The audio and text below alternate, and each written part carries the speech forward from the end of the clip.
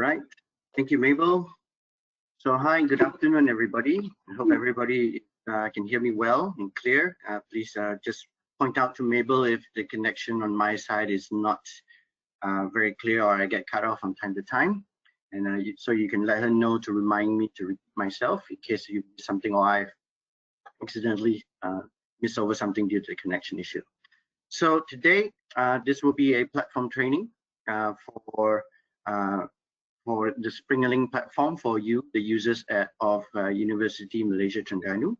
So I'm Ken Diap. I'm the licensing manager for Malaysia and Brunei, and my responsibilities are actually just basically working with librarians to ensure end users like yourself, researchers, students, etc., research lecturers, getting what you need to be able to do what you do best, which is either conducting research, writing your manuscripts or things like literature review for students, helping to get information necessary for them to complete their assignments, and also helping them to write their thesis at the end.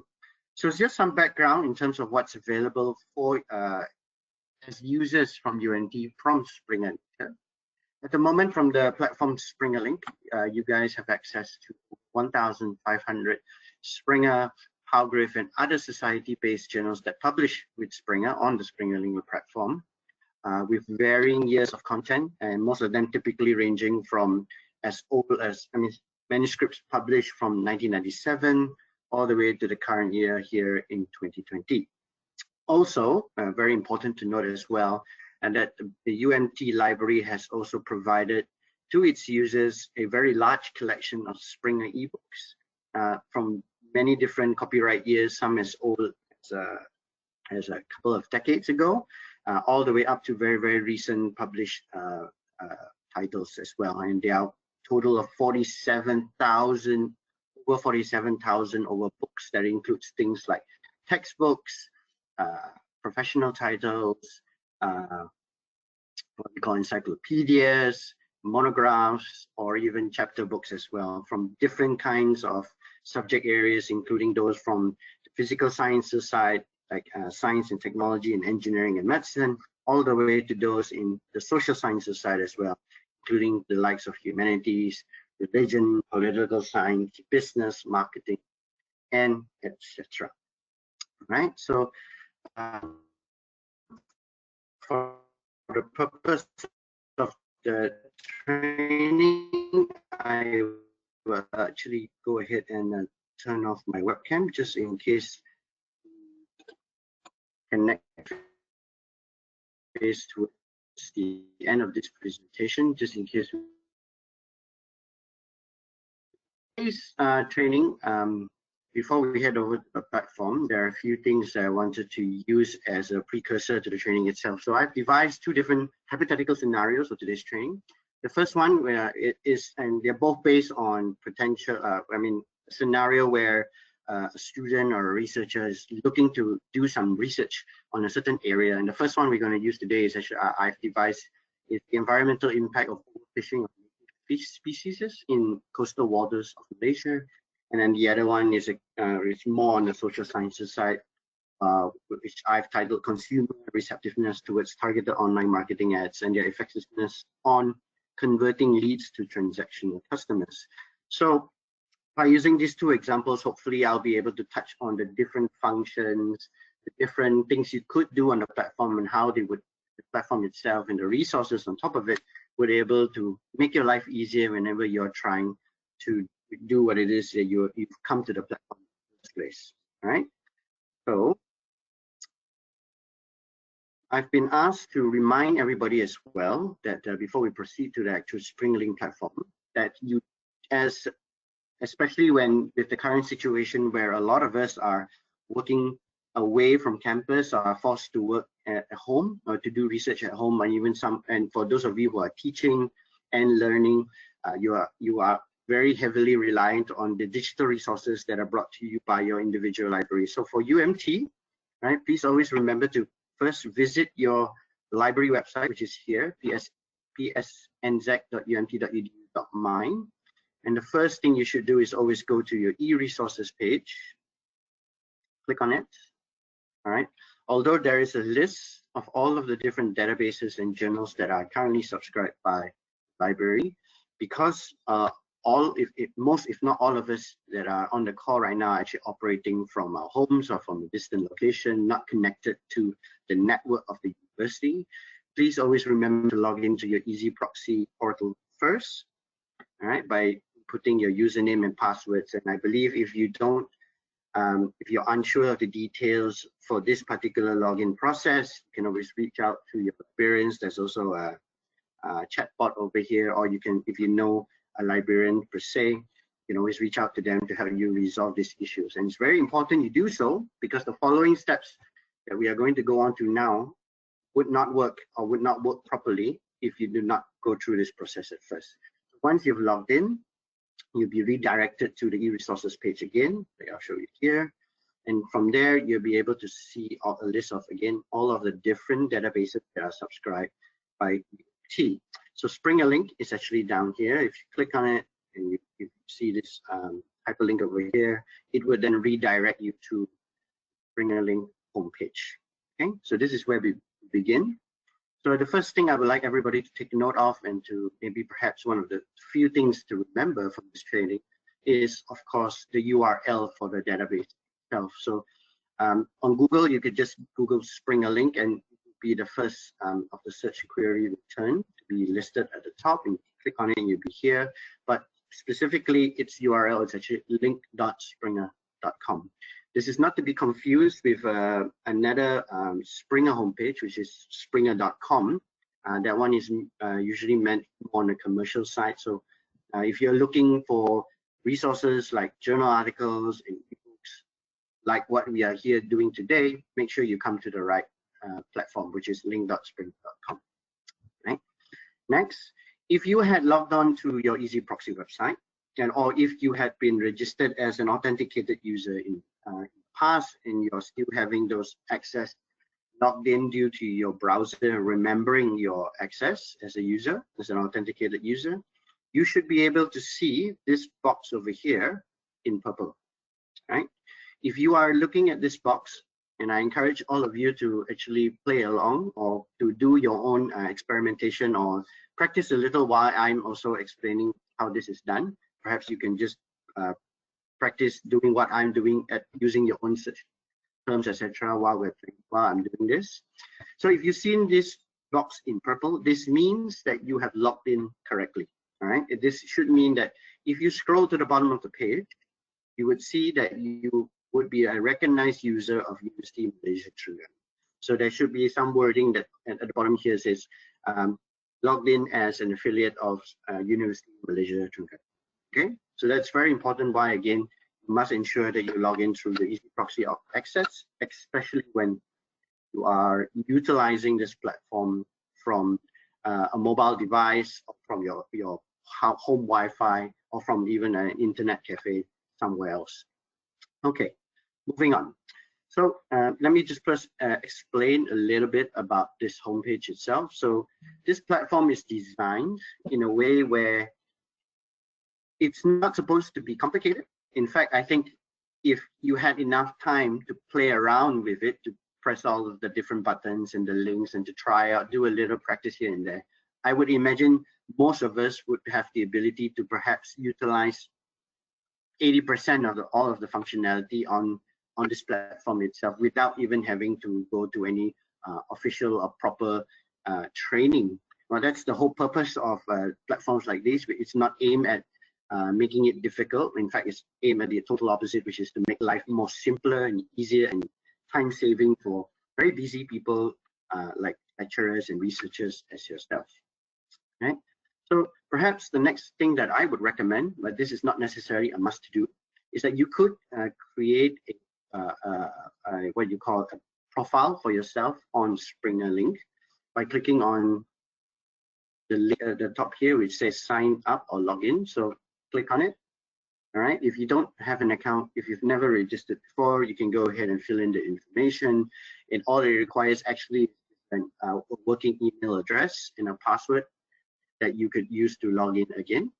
And why would you want to do this? Well, basically, normally the reason for doing so is, again, that there is a functionality on the back end of this platform, which is once you have been authenticated, if you have created a user account before on the platform, and once you log in and you've gone through the authentication process, for example, like your UMP proxy, the account would remember your authentication, so that in case you forgot to log into the Easy Proxy in the past, or are not able to log into the Easy Proxy due to some technical error on the library side, or you were using a totally different device that perhaps was not recognized by the internal networks, you could still log into your own username and account, and you could still provide you the exact same access rights to the content subscribed by the.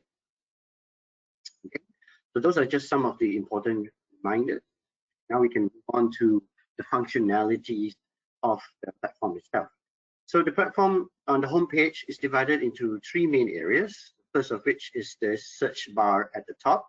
So this is where I think typically where most people immediately when they come to the platform, this is where they would start, and they would just go ahead and key in the search terms of which they are interested in.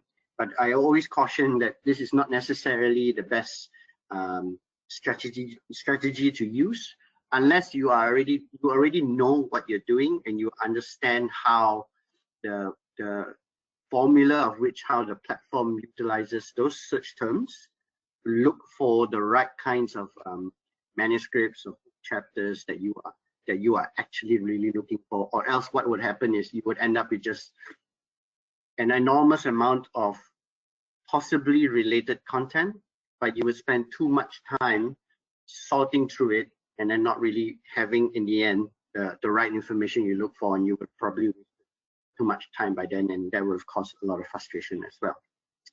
Right, moving on. So I'll actually touch on what are some of the good tips that you could utilize to ensure that you don't encounter such a situation.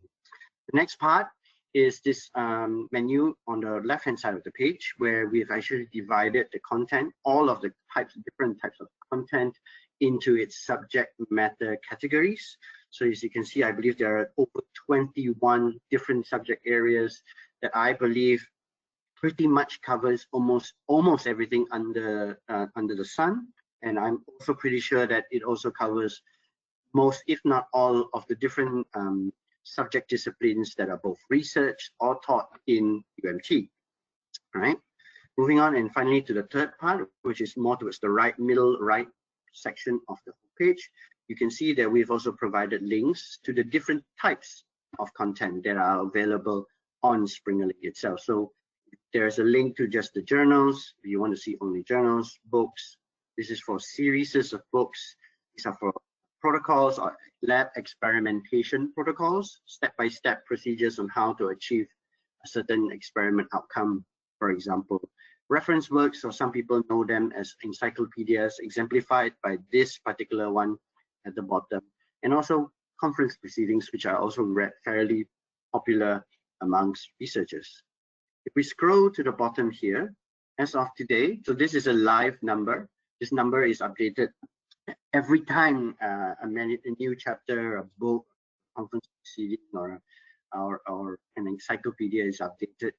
At the moment, there are over 13 million, if I'm not mistaken, 13,300,000 individual pieces of documents, or scientific documents, on Springernature itself. And I'm very happy to note that what I showed you earlier in the slides is that UMT actually has a vast majority of access to the journal side of it. So you have a majority of all of these articles listed over here.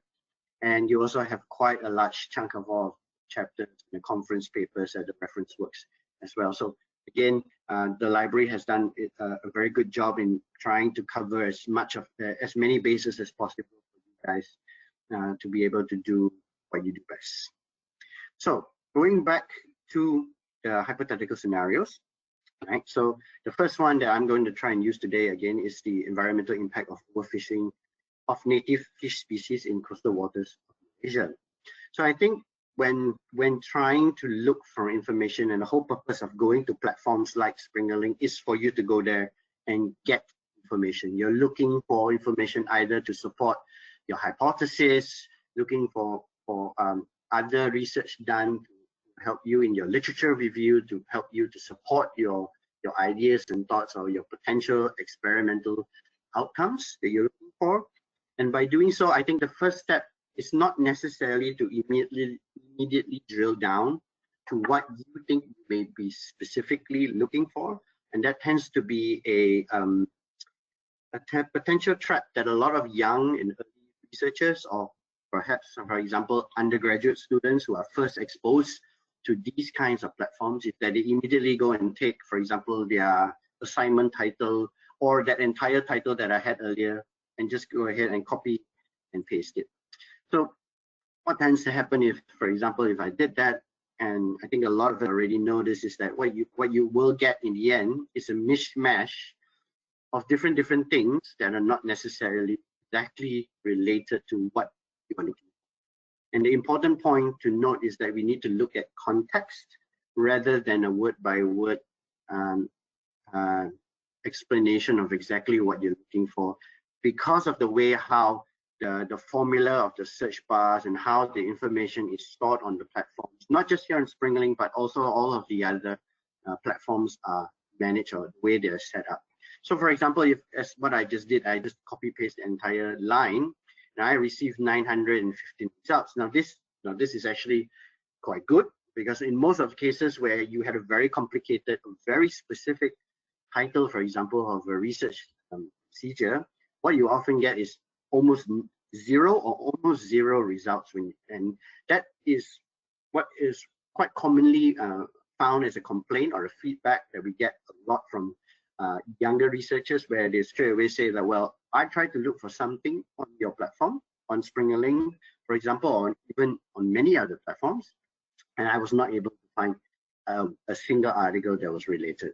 So again, I would say maybe this is not necessarily the first thing you should do, especially if you don't really know what is the best way in order to look for the context of the different subject matters within the title itself, in order to really find content that is suitable for you, and perhaps in the end will ultimately contribute towards that literature review that you're writing on.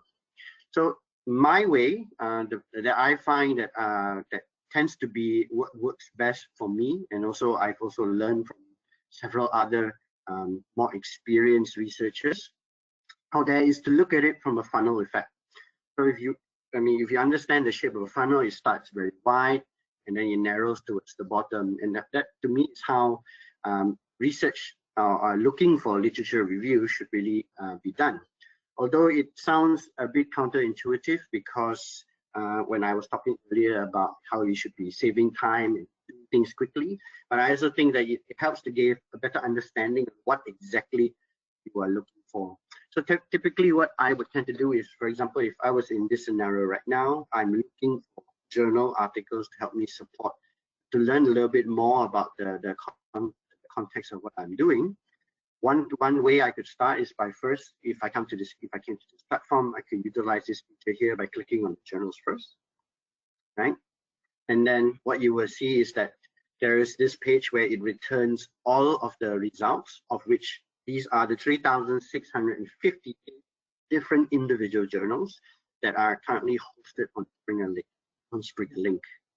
So then I have to think about that title itself. So the title was Environmental Impact, Overfishing, Native Species, Fisheries, and also Malaysia as a context.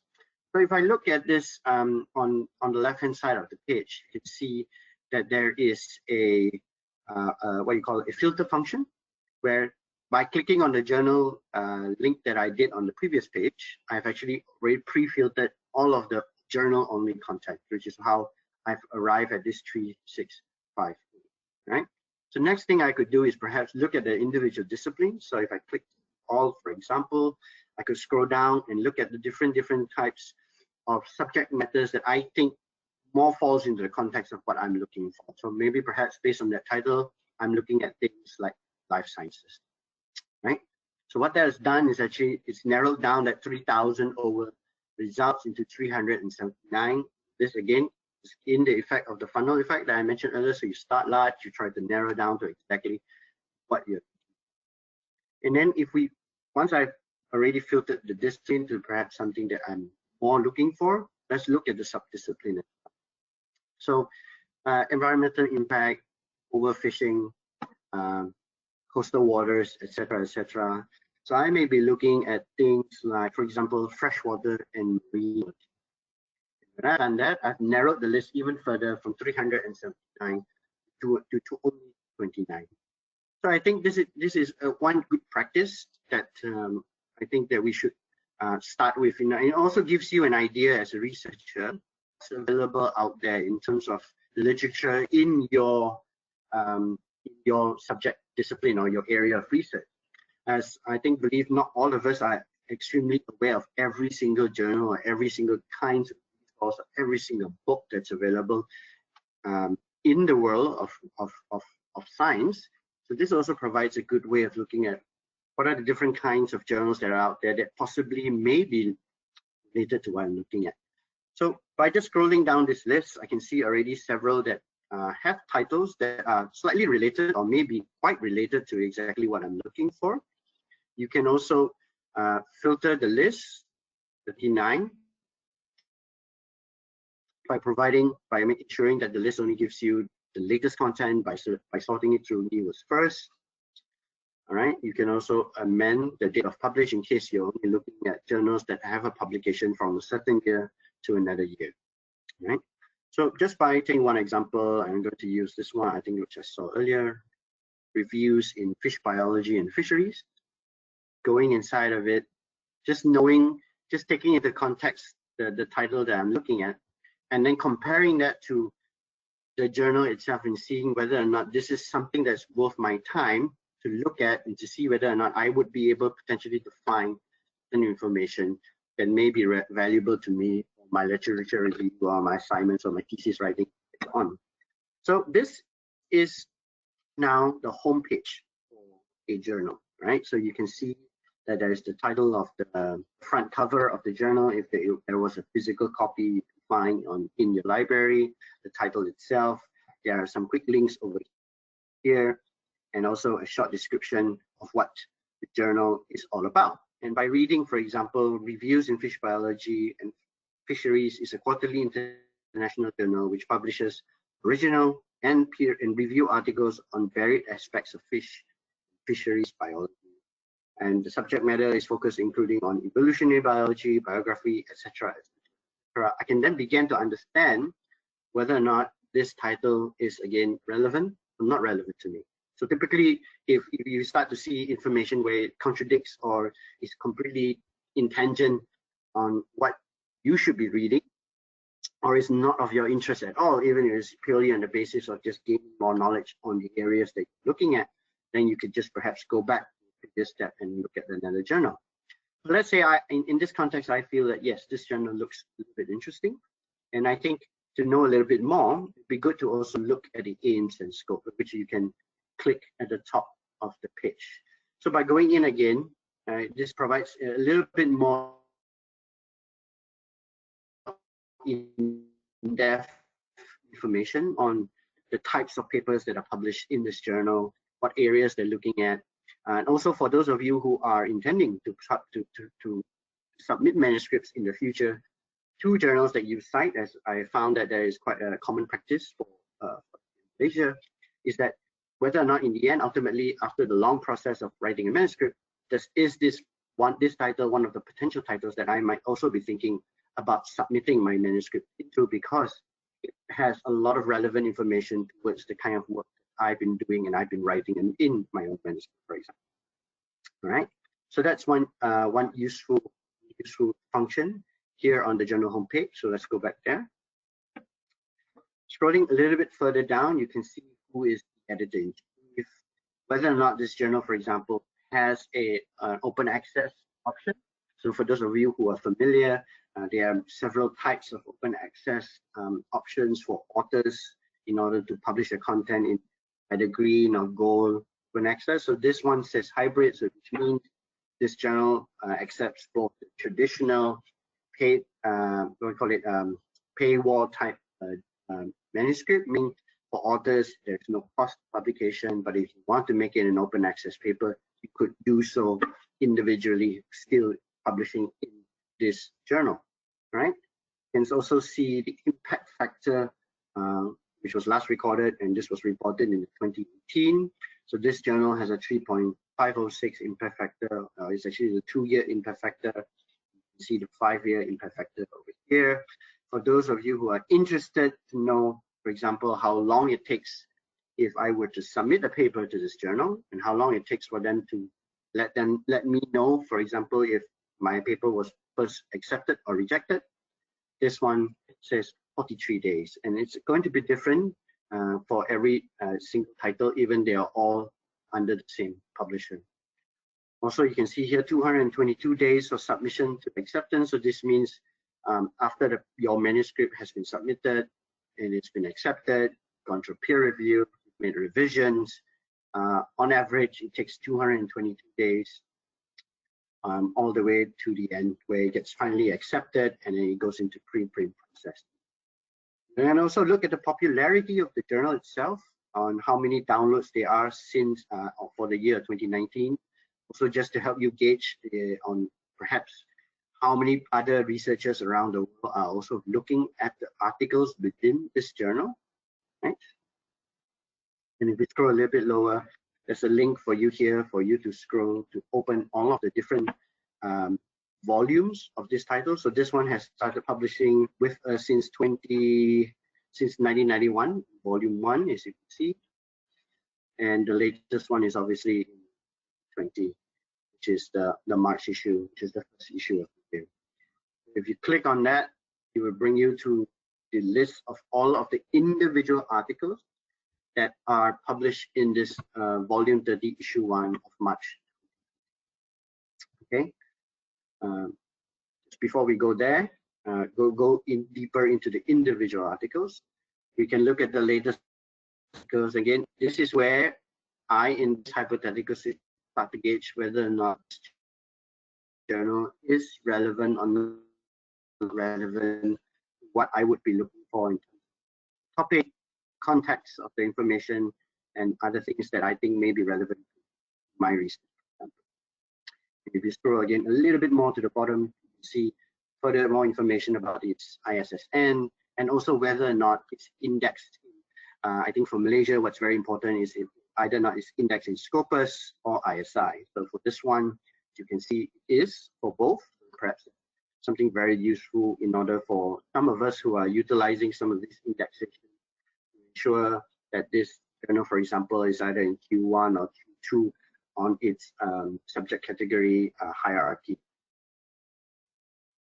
Okay, so that's the home page. I'll just go back to the current volume of this journal and find that these are the again the volume is divided, one journal volume.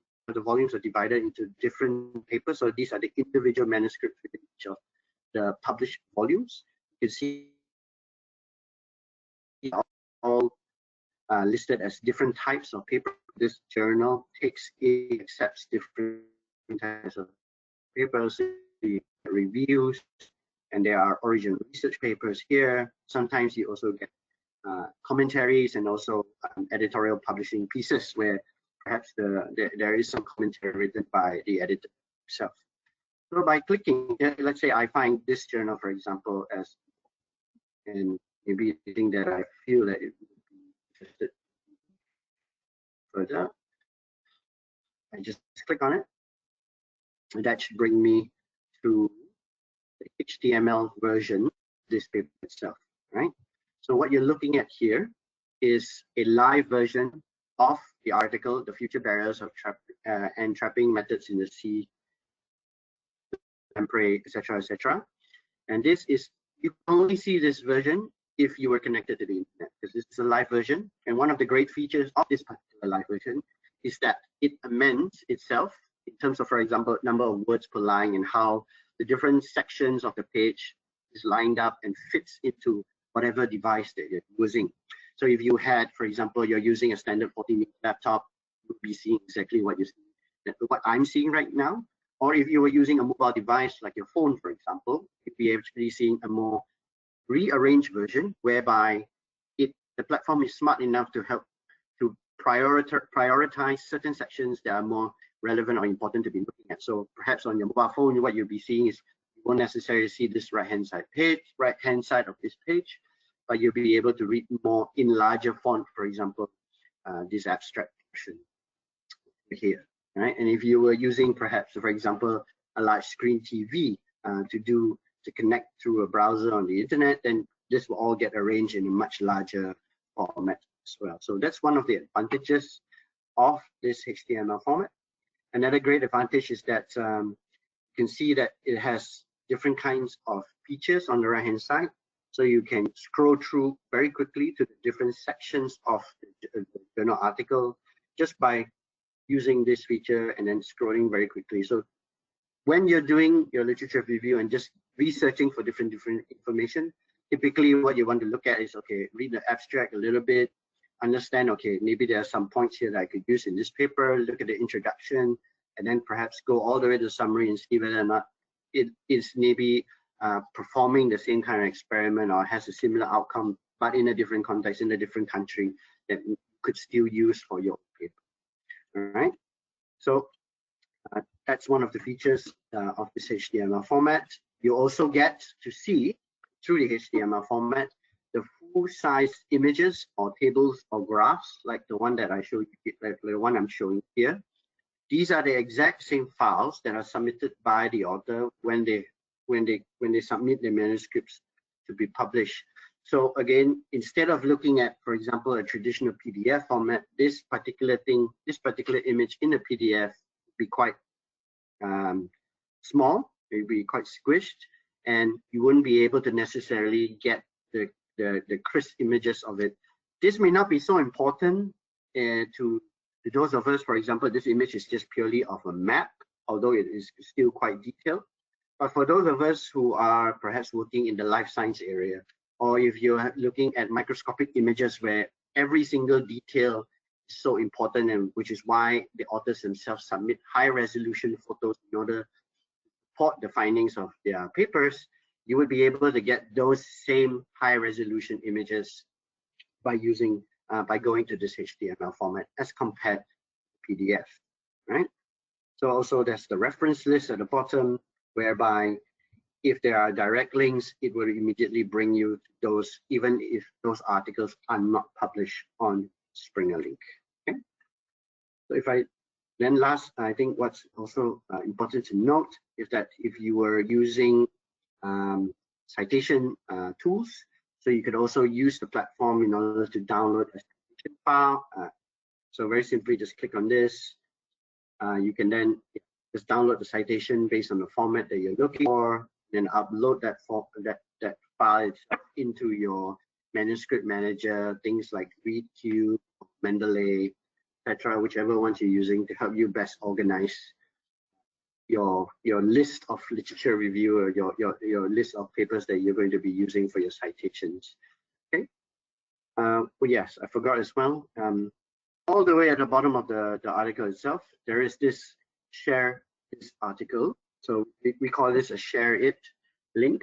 Basically what it does, it allows you as an authenticated user to be able to obtain a shareable link that you could copy and share this exact file that you are reading and looking at right now with someone else. Perhaps, for example, you may have a colleague, a research colleague that is from a different university, from a different part of the world, and maybe they're not as fortunate as you to be able to have access to this particular article, but you thought that this would be a good opportunity to share this so that you could formulate some ideas by communicating with them about your research in the future.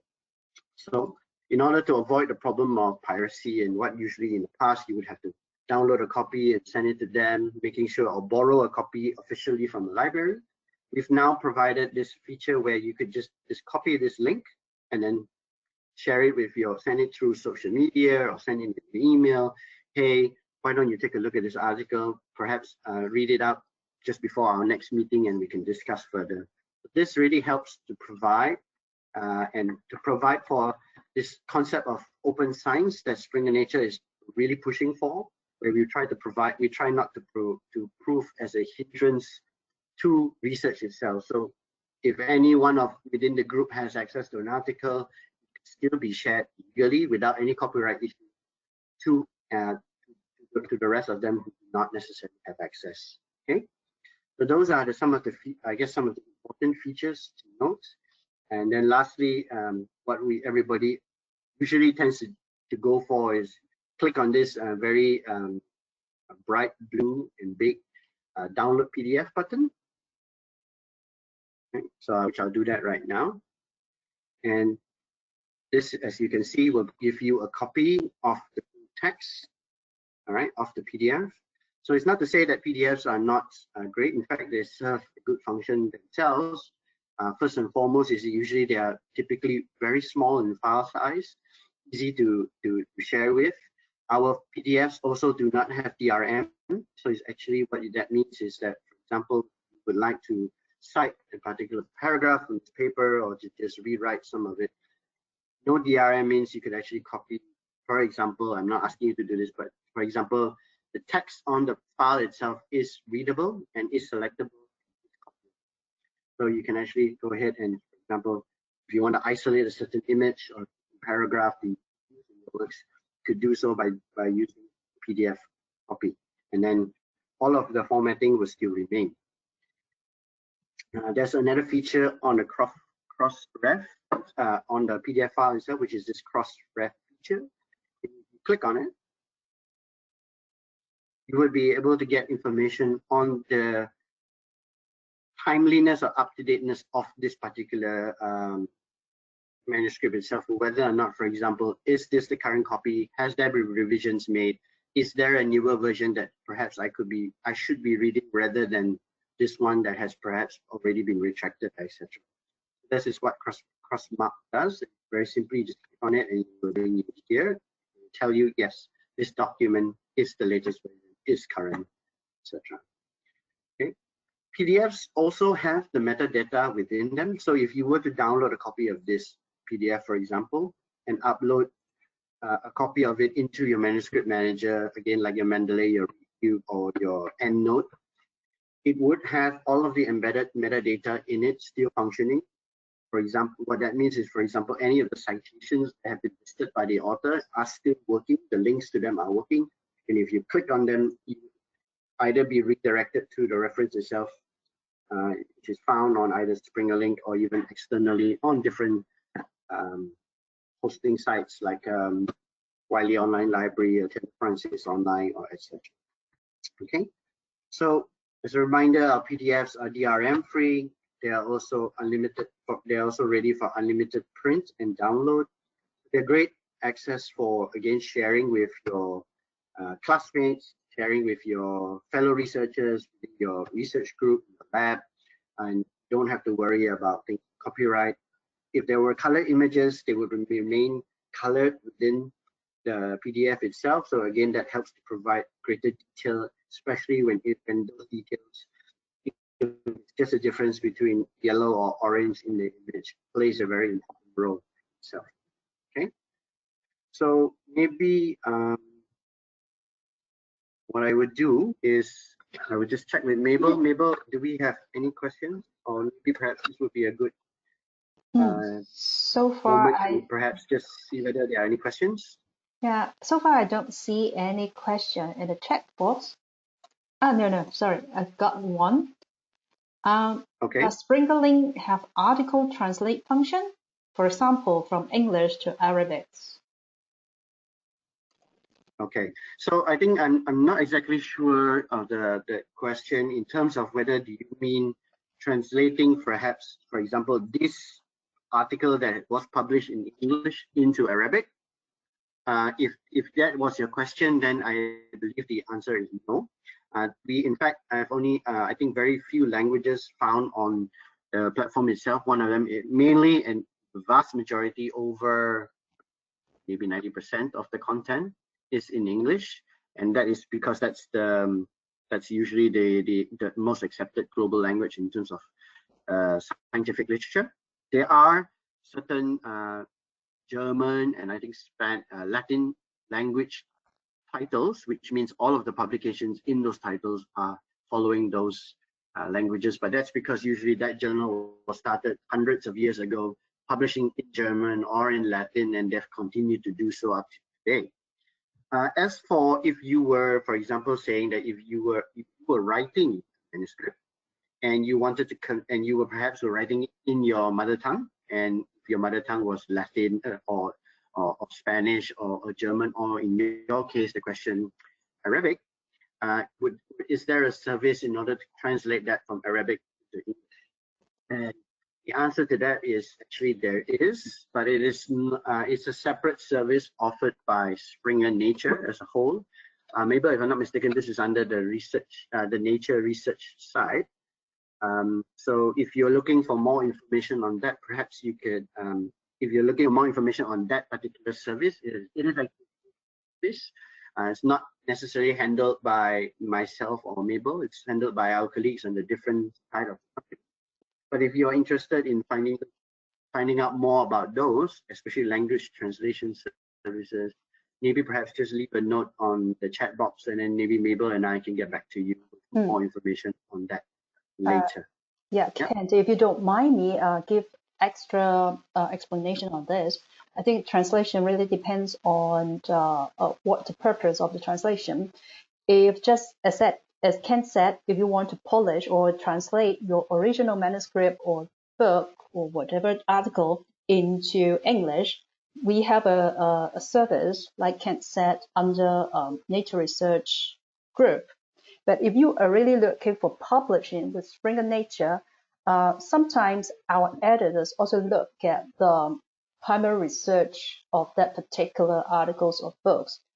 And if our editors think that it's very, have a global perspective or very interest to our global readers, they also have a cooperation or partnership with the authors or societies to translate some of the books into English.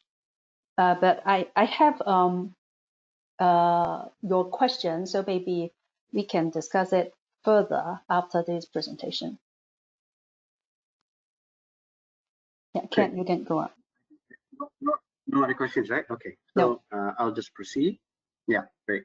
Thank you for that question, by the way. And if you have any more other questions, not necessarily related to exactly what I'm showing you, for example, like the features that I'm showing off the platform, but you have questions about Springernature itself, please always feel free to write them down in the chat box, and perhaps depending whether or not I know the information more, or perhaps even Mabel knows it a little bit better, I can always go ahead and answer you as well. So feel free to use this session as well as to get to know Springernature. If you have any burning questions about Springernature, not necessarily about Springerling or the journals or the books, go ahead and write them down in the chat box so we can also solve them for you.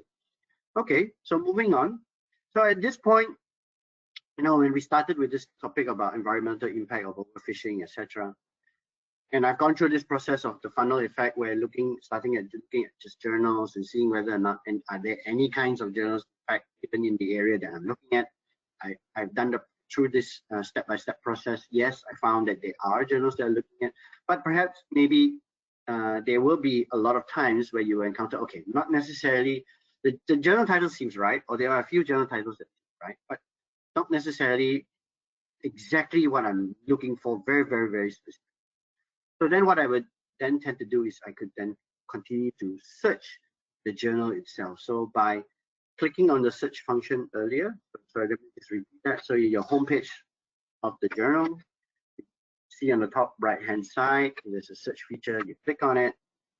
What that does is that now the platform is now helping you to search any specific queries that you may have in this journal itself, reviews of fish biology, right? So this is then where I think this is really then the right time to really drill down a little bit more specific on exactly what some of the terms that you may be looking for. So perhaps maybe I can use a search term, for example, fish populations, right? And overfishing, for example.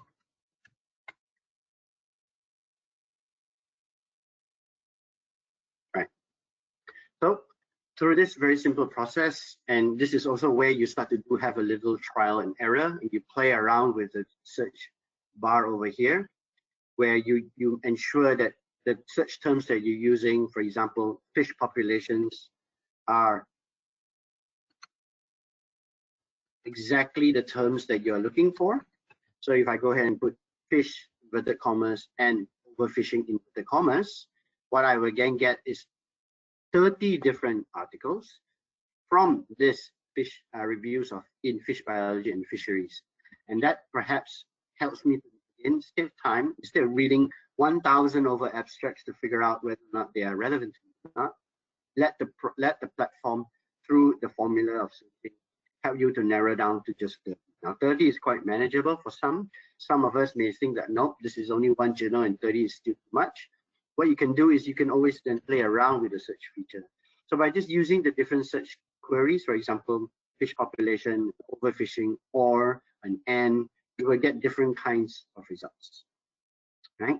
So what you saw earlier was fish populations and overfishing. So that meant that, show you, that meant that each and every one of these articles, that there is these two specific terms located within that article, right? So you're very sure that the term fish populations and overfishing are found in each and every one of these articles. If I had removed this inverted commas, right? Essentially what I will be searching, and you can see that the results get even more larger, 711, is that I'm actually searching for, in reality, fish and populations and over and fishing. Right? So that's actually what you are doing by not including the inverted commas. So again, this is why I mentioned from the very beginning, if you're not exactly sure what you are doing when you're keying in the search queries into the search bar, it's very, very dangerous. And what tends to happen is a lot of frustration when either A, you don't find anything at all, or you find too much and they're not very relevant to what you're looking for. Okay? So that's an example of how to use N and then the commas to get specific terms. I'll show you now the OR, for example. Okay. So OR can, so in 354 of these different articles from this journal, there is either the term fish populations or the term overfishing in them. So you tend to have to play around with this a little bit. This is where it really starts to get more hands, where you think about your title, think about the context. Don't always use the exact same terms that you find on the title itself. So I can, for example, I found fish populations. My title had fish population, environmental impact on native fisheries in coast of Malaysia. So maybe if I put Malaysia, not many will come out of it. Yeah. Oh, let's change that to N because I think I want to find more specific. And I only get 15. And if I perhaps try, for example, South Asia, I will get a different set of results. So this is where you really have to play around and really know your title and the context of what you're looking for as well. Okay, so from there, hopefully that then provides you again a little bit more background to what you're looking for. And if you encounter a situation where this is always zero or near to zero of whatever you're looking for, then perhaps maybe this journal itself is not suitable. What you can then do is very quickly just say, stop searching this within this journal. And what Springerlink would do is actually pull out that and say, and then it would now search for those terms, everything on all 13 million different scientific documents that I mentioned that are available on Springerlink itself. So by doing so, in the very beginning, from the front page, if I had used the search bar, if I keyed in these terms, I would have arrived at 224 different articles. But what we will then see is that if you look at the filter function on the left-hand side, you can see that the article count versus the chapter count is quite different. You're not necessarily only going to be able to see individual journal articles. You're going to see chapters from different books that are also touching the topic. You will also see articles or books, journals or books that are involved in the area of, for example, history and philosophy, which again may or may not be relevant to what you're looking for. So the search functionality, the search bar functionality, and how I showed you earlier about funneling down what you're looking for, going into the context of the subject area, are two different ways of looking at the same problem, but ultimately you would need both of them to really help you to define what exactly is best for you when doing. So in reality, this takes a little bit of time, but after getting the hang of it for a while and knowing what you know, and you should be the most expert person in the world about your particular topic. After a while, after a few rounds of playing around with Springernature and the other platforms, you then begin to really know where you would be able to find what you're always looking for. Right? So hopefully that is some of the tips that I want to show you. And Chris, perhaps quickly, because I think we have a few minutes left, I'm going to take the opportunity to show you the other example, which is touching more on the social sciences side. So this topic, it touches on consumer receptiveness, online marketing, converting leads, etc., etc. So more on the business side, e-commerce, for example, marketing. So what I could do, if I go back to the homepage in Springer Link, if I were to want to perhaps gain a better understanding of the entire subject area itself, rather than looking at specific types of this, maybe what I can do is just go to the different subject matters itself. So for me, maybe it's in business and management. You will arrive again at this results page where you should filter your subdiscipline. For example, if I look at that marketing, for example, I narrow it down to marketing. And at this particular moment, maybe I'm only looking at books, so I can filter books as well. All right. So then that's where I can see different kinds of books, the different types of topics that are discussed in these books that perhaps may be again relevant to what I'm looking for. Another thing to point out that I didn't mention earlier is that there is this include preview only content. So when you are doing your search, everything that I've just exemplified, after you've logged into your UMTG proxy, your search results may or may not necessarily be exactly the same as what you see on the screen, especially after you have unchecked the box. So what this box does is actually, when it is unchecked, it means that it will only return the results from your search query. For me at this moment is in the topic of business and management for marketing, and I'm only looking at books. I get 2,938 results. For you, that may be different depending on the subscription and the availability of the titles at your library. So don't be afraid. Don't be wondering if you've done something wrong if you followed exactly what I did and you don't exactly come up with the same number of search results, because that again depends on the subscription that you get from your library. Okay, so going back to the book, so just take this opportunity as well to show you the slight differences between a journal article and a book and its chapters. So I'm just going to use one of these, for example, marketing channels and supply chains in North America. If you click into it, you can see this is the book homepage, where it provides you a roughly similar, but again slightly different through the journal homepage. So you get the book front cover. If you see a physical copy in the library, this is what it looks like. You get the title itself, you get the authors, you can see who they're affiliated with, from which university. You may be familiar with, maybe following a particular author itself. All right, so you can see which, for example, what areas does this book touch on. So for us, this is under the business and management category. You can see information on how many times this book was downloaded. But here is where it gets a little bit different as compared to a journal, right? So a book is typically divided into different chapters, right? And a journal is divided into each volume, and each volume has different articles within it, and they may all be different depending on the publication of that time. So for a book, you can either download the entire book itself. For this book, there are 5 chapters, or you could download the individual individual chapters of the book if you're only intending to read or to use that chapter. So this can be quite useful, especially when, although this book is quite a small book with only 5 chapters, For example, if you're looking at an entire encyclopedia which has thousands of pages and hundreds of chapters, you may not necessarily want to download a copy that is perhaps 5 gigabytes of size. Although you could, doesn't necessarily mean you want to, because you're only really looking at a few pages. So we've actually added a function into the platform where you could download individual PDFs of the books, right? So you can choose a PDF or an EPUB version if you're using different device, for example, like Kindle, right?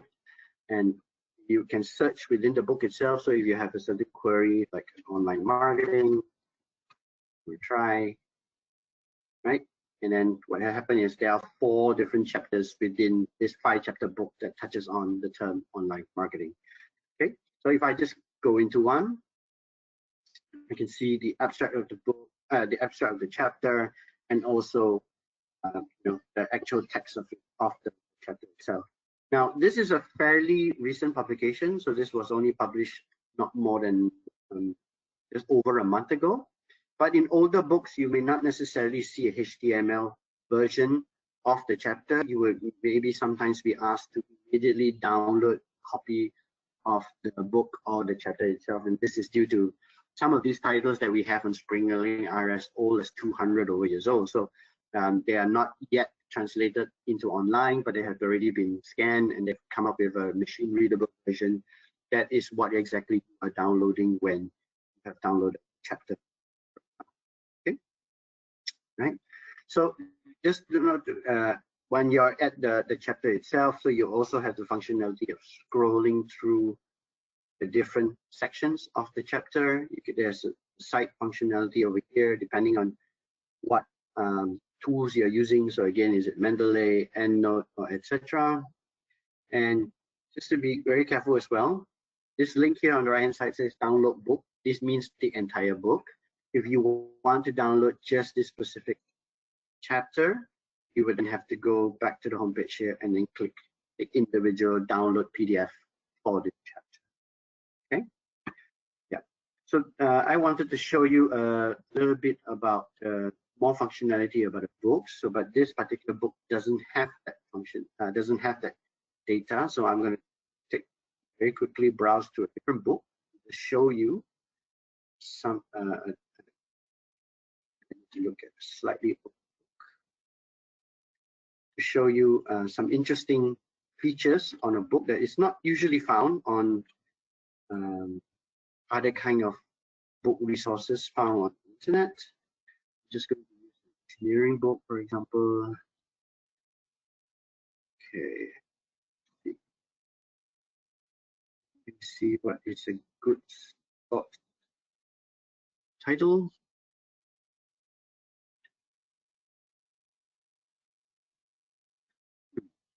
Okay, let's try this one. Electromagnetic Smith. Okay, this one does not as well. I know of a book that was published by UMT author, so I think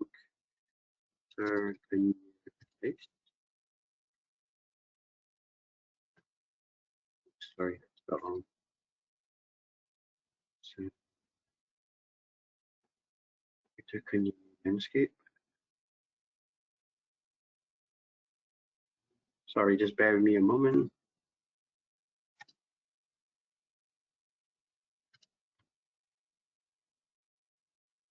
There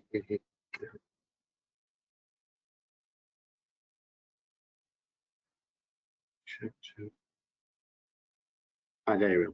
Greater Kenya landscapes. Yeah. So in this book, for example, you can see that this is a book that is actually published by us, by authors from UMT. And this book actually has 3 different citations. And there are other books that are showing, for example, how many times they've been cited, downloaded, how many times it's been retweeted, etc., etc. And all of them you will see on this general area over here. So we've actually built in this functionality to a book. This is good for all those of you who are intending to publish a book as well in the future, that you could actually get to see besides your book. So the often misconception is that journals are the only ones that people tend to utilize for citations, but that's very, very untrue. And Springernature has actually been trying very hard to give more accreditation and also give more credit to book authors itself by having to come up with features like this to showcase who else are using your books in terms of citing them in other research papers or utilizing them in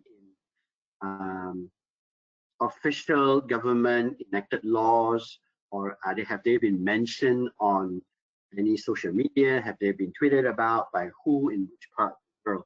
So there are certain features that are also added on to our books that are slightly different than the journals. The journals are not measured like that because they have the impact factor associated with them, and that helps measure the kinds of utilization and also popularity of the and recognition of the manuscript itself. Okay, so this is basically an example of a book, right? So similarly, you can see the introduction, information about a book. This book has 24 chapters, and like I said, you can download individual chapters as well. Okay, so I think in view of time, I think for now we will just leave. We will pretty much stop here. But basically, I've covered the vast majority of the functionalities and the things that you would tend to need to do when trying to do your research in order to do that literature review part, that research part a little bit better, quicker. Hopefully, after some practice, you'll be quite a good master at it. Always make sure to log in through your easy proxy to ensure that you are logging in correctly as an authenticated user. I think most university libraries now are also adopting a federated access. So that means usually logged into one platform correctly, you'll also be able to log into other platforms correctly without having to go through the same process. Just be reminded just to check whether or not you're correctly logged in by this purple or orange bar. Purple means you're correctly logged in, you're a recognized user. You can also check at the bottom whether or not you are associated with UMT, for example. Okay, so I just want to leave you with a few more touch points before we end the session, or I hand it back to Mabel.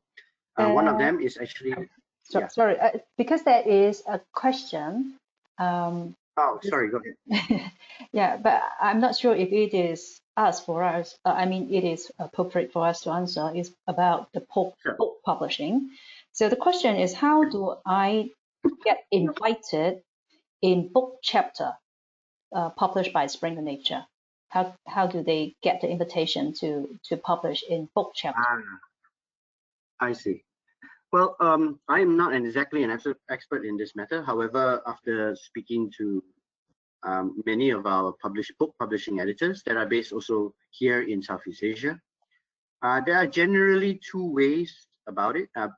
Don't quote me necessarily, but I believe this is quite a standard practice, especially within Springernature.